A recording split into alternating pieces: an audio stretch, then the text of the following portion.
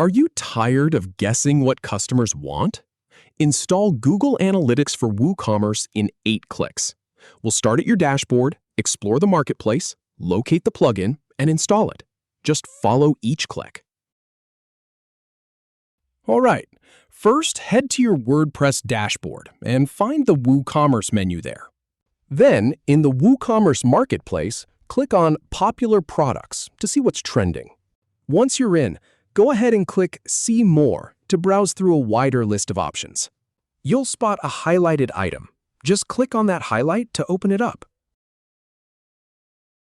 That should land you on the Google Analytics for WooCommerce product page, so click on the product name to open it fully.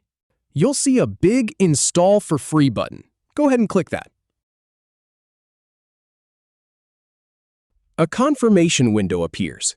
Click on the line about placing the order to agree to the terms of service and privacy policy. Then just hit Download and Install to wrap it up, and you're all done. Nice work! If you have any feedback, or if any info is inaccurate, please leave a comment below.